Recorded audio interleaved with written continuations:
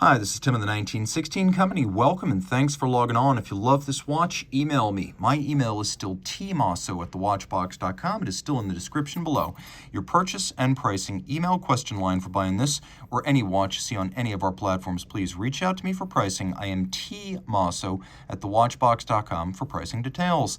Today we're discussing a watch that represents the best of Jaeger-LeCoultre, which has cataloged a calendar-style wristwatch in its collection since at least the late 1930s, and this is a recent and exceptional example of that long-running tradition. The Jaeger-LeCoultre Master Ultra-Thin Calendar, 39 millimeters in diameter in white gold. It measures 10.2 millimeters thick from lug tip to lug tip.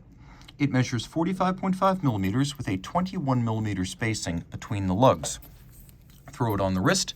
My wrist is 16 centimeters in circumference and it wears nicely. The strap is a little bit stiff, so I've got it pulled tight, exaggerating the tightness of the watch and actually pulling my wrist in and making it look like the fit's closer than it is. But on a 16 centimeter circumference wrist with lugs that span only 45.5 millimeters, you will easily find that even on a wrist as small as 13.5 centimeters circumference, this is a good fit. And again, my wrist is 16.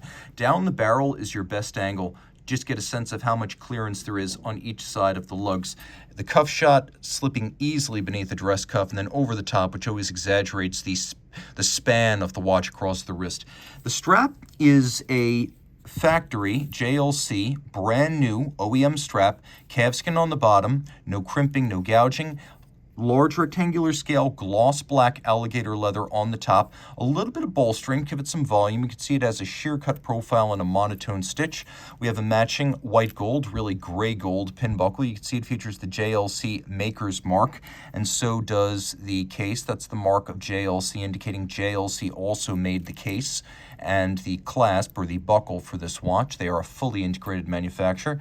Now this is gray gold. You might ask, what's gray gold? Gray gold is an 18-karat white gold alloy that never needs to be rhodium plated. So it's a little bit warmer in color than plated white gold, but if you scratch it, it's also the same color underneath and it never needs to be replated.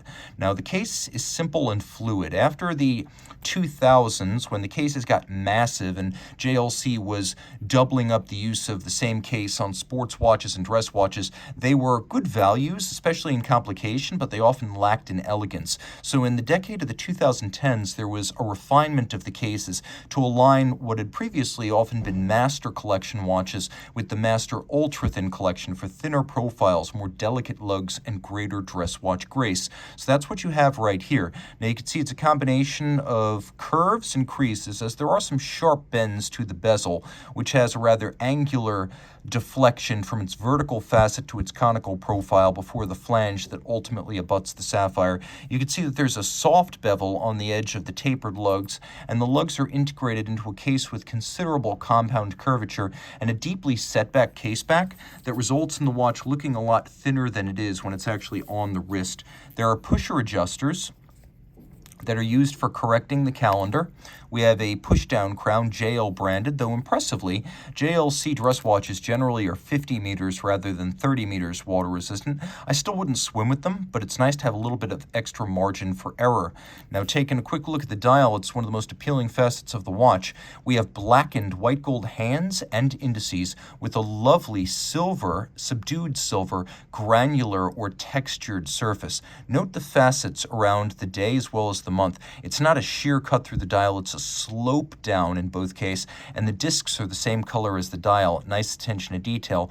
We have a little downwardly stepped small seconds with a concentric pattern plus a crescent style moon phase. There are tiny little cabochons at the quarters for counting the seconds. You can also see that we have a radial lunette indicated date. So we have the day, we have the date, we have the month, and then a moon phase. And this is a simple moon phase, meaning it needs to be corrected roughly every 2 years and 7 months.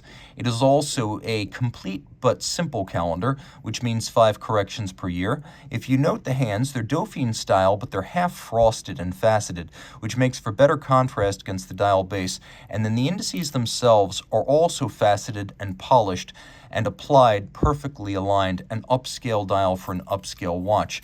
The movement is a throwback to the way JLC movements used to be made, with visibly more hand finishing than later, more industrial and mass-produced calibers. There are some elements here that you won't find anymore, like the Triovis micro adjustment mechanism on the regulator, the 22-karat rose gold rotor, which would later become 21, and then they stopped labeling, which leads me to suspect it's probably 18 now, although I can't prove that. I can definitely tell you they're not using 22-karat ultra-dense gold anymore. The denser the gold, the higher the number, the better the winding efficiency. Now you can see here we have ceramic rotor bearings for greater winding efficiency, because instead of being shiny steel and a mirrored ball, you have a little cloudy, milky gray ball, so that's ceramic bearings.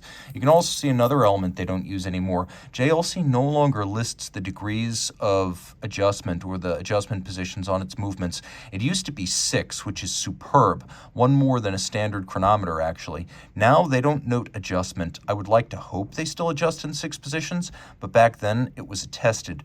36 joules, automatic winding. You can see it's a bidirectional winder. It has JLC's famous jeweled reversing rocker that reverses the direction of the winding. So regardless of the direction of the rotor, it winds the barrel in the same direction every time. It beats away at 4 hertz or 8 beats per second.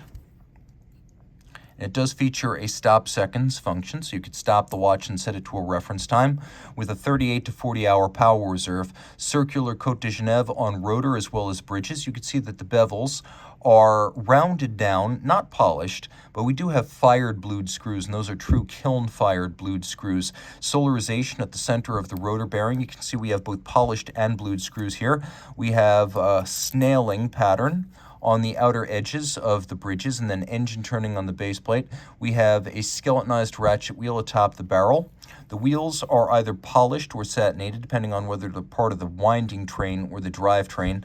It is a good-looking movement, and it went through the Master 1000 Hours control, a 1,000-hour test of winding efficiency, power reserve, durability, water resistance, and yes, fully assembled watch multi-position chronometry, and it has the M1000 signature on the back. Remember, COSC is about 2 weeks. 1,000 hours is over 40 days. If you love this watch, reach out to me. I am Team Mosso at thewatchbox.com for purchase and pricing details.